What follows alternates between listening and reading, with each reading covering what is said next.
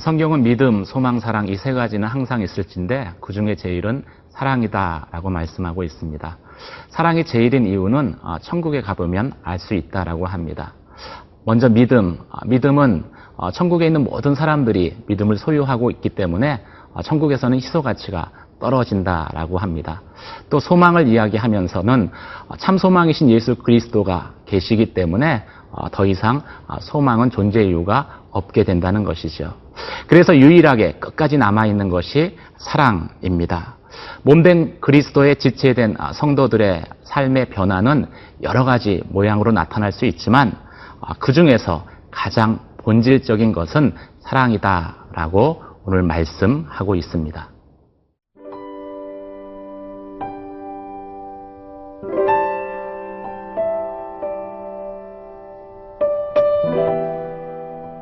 에베소서 5장 1절에서 14절 말씀입니다. 그러므로 사랑을 받는 자녀같이 너희는 하나님을 본받는 자가 되고 그리스도께서 너희를 사랑하신 것 같이 너희도 사랑 가운데서 행하라. 그는 우리를 위하여 자신을 버리사 향기로운 제물과 희생제물로 하나님께 드리셨느니라. 음행과 온갖 더러운 것과 탐욕은 너희 중에서 그 이름조차도 부르지 말라. 이는 성도에게 마땅한 바니라. 누추함과 어리석은 말이나 희롱의 말이 마땅치 아니하니 오히려 감사하는 말을 하라. 너희도 정녕 이것을 알거니와 음행하는 자나 더러운 자나 탐하는 자 곧 우상 숭배자는 다 그리스도와 하나님의 나라에서 기업을 얻지 못하리니 누구든지 헛된 말로 너희를 속이지 못하게 하라. 이로 말미암아 하나님의 진노가 불순종의 아들들에게 임하나니 그러므로 그들과 함께하는 자가 되지 말라. 너희가 전에는 어둠이더니 이제는 주 안에서 빛이라. 빛의 자녀들처럼 행하라. 빛의 열매는 모든 착함과 의로움과 진실함에 있느니라. 주를 기쁘시게 할 것이 무엇인가 시험하여 보라. 너희는 열매 없는 어둠의 일에 참여하지 말고 도리어 책망하라. 그들이 은밀히 행하는 것들은 말하기도 부끄러운 것들이라. 그러나 책망을 받는 모든 것은 빛으로 말미암아 드러나나니 드러나는 것마다 빛이니라. 그러므로 이르시기를 잠자는 자여 깨어서 죽은 자들 가운데서 일어나라. 그리스도께서 너에게 비추이시리라 하셨느니라.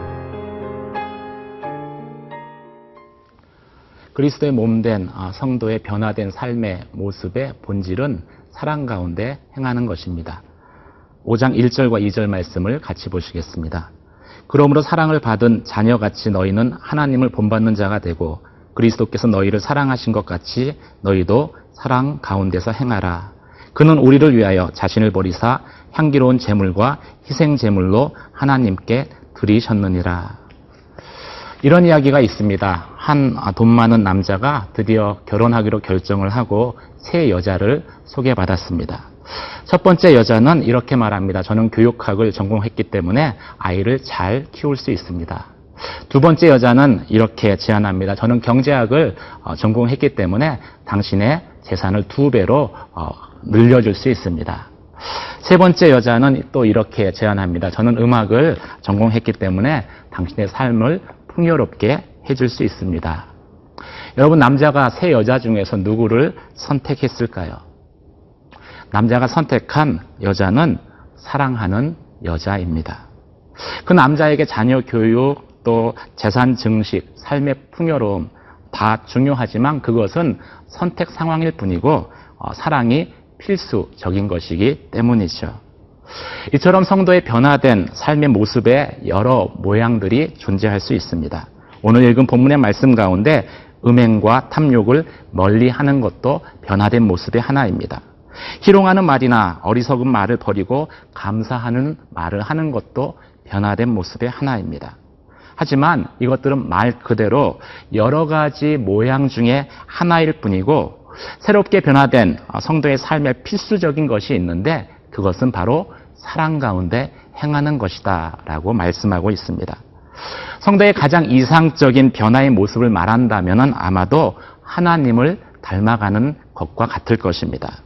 볼 수 없는 하나님의 모습을 우리 가운데 보여주신 분이 바로 성육신하신 예수 그리스도이십니다. 그런데 이 예수 그리스도께서는 하나님 보좌에서 이 땅 가운데 오셔서 우리를 위해서 십자가에 죽으셨는데 그 예수 그리스도를 움직이게 하신 것이 바로 사랑이었습니다. 예수는 우리를 사랑하셔서 자신을 버리시고 하나님께 향기로운 예물이 되시고 화목 제물이 되어주셨습니다. 예수님의 사랑은 그래서 행동하시는 사랑이었습니다. 높은 보좌 위에서 우리를 향해서 I love you, I love you 외친 것이 아니라 행동으로 자신의 보좌를 버리시고 또 이 땅에 오셨고 종의 형체를 입고 십자가에 죽으신 것이죠. 십자가에서 채찍을 맞으시고 살점이 떨어져 나가시고 마지막 피 한 방울까지 흘리시면서 우리를 향한 하나님의 사랑을 예수님께서는 보여주셨습니다. 그래서 변화된 성도의 삶의 본질은 그 사랑을 나타내는 것입니다. 그 사랑 가운데 행하는 것입니다. 설익은 신앙은 하나님에 대한 열심을 낮은 수준의 윤리로 풀어낸다라고 합니다. 하지만 성숙한 신앙은 하나님에 대한 열심을 그리스도의 사랑으로 풀어낸다라는 말이 있습니다. 그래서 바울은 하나님의 사랑을 경험한 이후에 구약의 모든 말씀이 이것 해야 된다, 이것 해서는 안 된다라는 그러한 규범이 아니라 사랑 가운데 행하는 것이었다라고 기록하고 있습니다. 예수님의 깊은 사랑을 체험하는 것이 나의 신앙을 성숙한 신앙으로 변화시키는 것이죠. 설익은 김치를 두부에 넣고 참치에 넣으면은 두부국이 되고 참치국이 됩니다. 하지만 묵은지를 넣고 찌개를 끓이면은 비록 두부를 넣고 참치를 넣어도 김치의 깊은 맛이 그 가운데 배어 나오는 것을 저희는 알 수 있습니다. 마찬가지로 어떤 상황 가운데 있어도 어떤 행동을 해도 우리 가운데 묵은지와 같이 배어 나와야 되는 것이 있는데 그것이 바로 예수 그리스도의 사랑입니다. 영혼에 대한 사랑이죠. 사랑하는 성도 여러분, 영혼에 대한 사랑이 여러분을 행동하게 하십시오. 만약 여러분의 사랑이 설익었다면 먼저 예수님 안에 푹 거하시기를 바랍니다. 그럴 때 사랑 안에서 행하는 몸된 그리스도의 성도들의 변화된 모습이 나타날 것이기 때문입니다.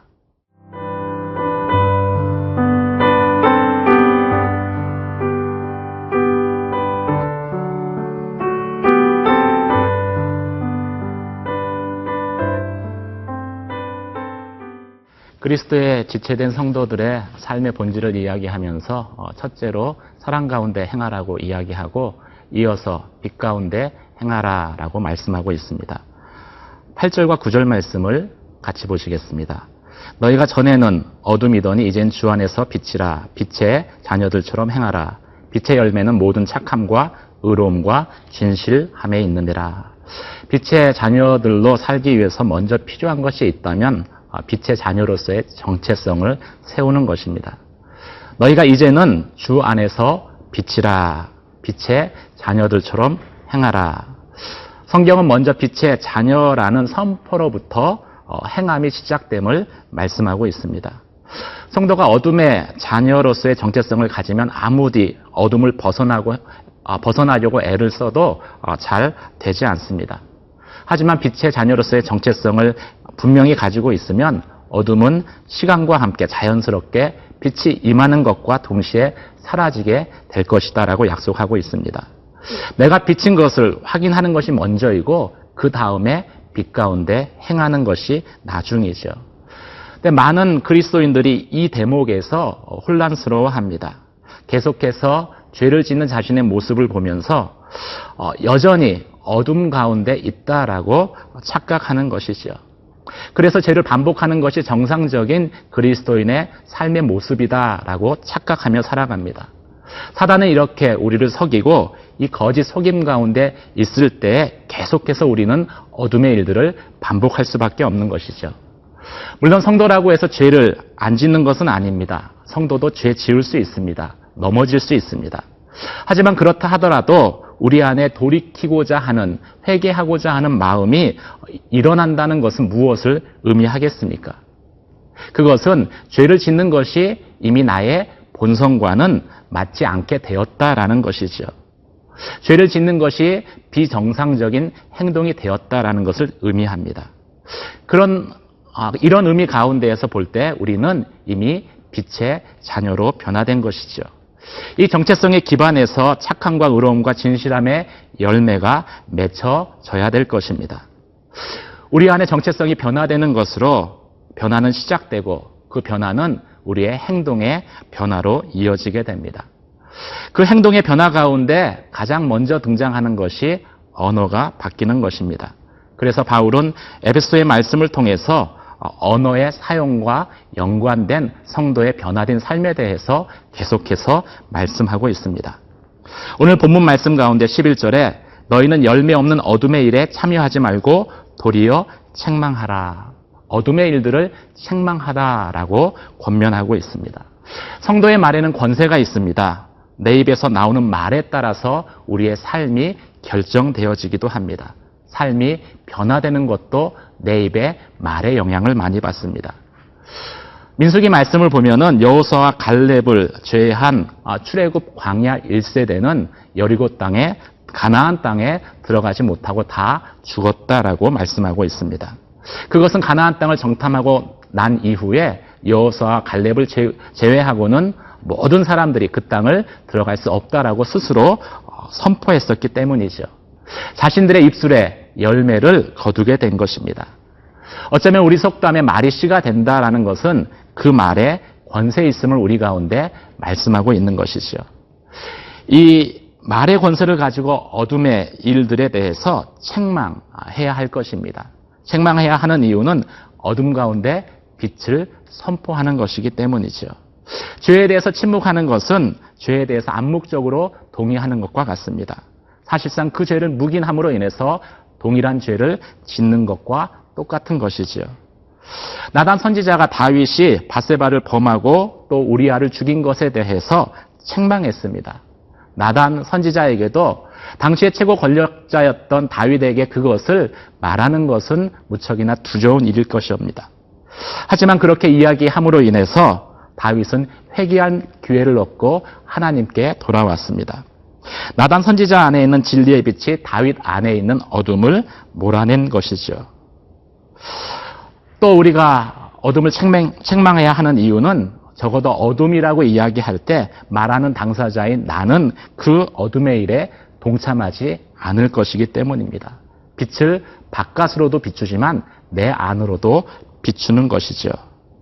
너희는 주 안에서 빛이라. 이제 빛 가운데 행하라는 그 말씀대로 빛 가운데 행하는 저와 여러분이 되시기를 주님의 이름으로 축원합니다. 기도하겠습니다. 하나님, 저희를 사랑 가운데 행하며 빛이라고 칭하여 주시고 빛 가운데 행하라고 말씀하여 주셨습니다. 빛의 자녀로의 분명한 정체성을 가지고 빛 가운데 행하게 하여 주시옵소서. 우리 주위에 있는 어둠에 대해서 참으로 입술의 권세를 가지고 말의 권세를 가지고 꾸짖고 어둠의 일들을 내게서 멀리하게 하여 주셔서 의와 진리로 온전히 예수 그리스도만 나타내게 하여 주시옵소서. 그런 하루를 살기를 간절히 바라옵고 원하오며 우리 주 예수 그리스도의 이름으로 기도드립니다. 아멘.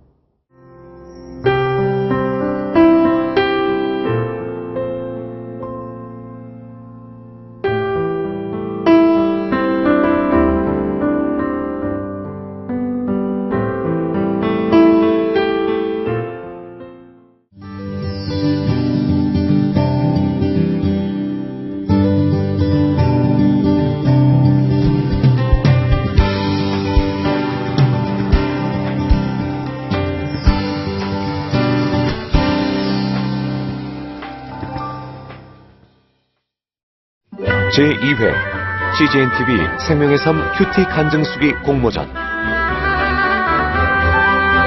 치유와 회복, 기쁨과 감동, 큐티를 통해 경험한 하나님과 나의 이야기를 자유롭게 작성하여 보내주세요.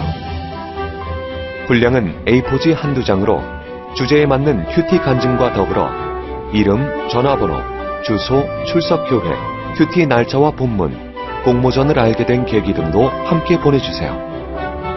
CGNTV 홈페이지에 있는 큐티 간증수기 공모전 페이지에서 작성하거나 공모전 접수 양식을 다운받아 작성하여 이메일로 보내실 수 있으며 수기로 작성한 경우 우편 접수도 가능합니다. 이번 공모전은 7월 1일부터 8월 31일까지 진행되며 당선작은 9월 16일 홈페이지 및 개별로 통보될 예정입니다. 당선되신 모든 분과 참가자를 위한 다양한 상품도 준비되어 있습니다. 제2회 CGNTV 생명의 삶 큐티 간증수기 공모전. 하나님의 말씀을 사모하는 분들의 많은 관심과 참여 바랍니다.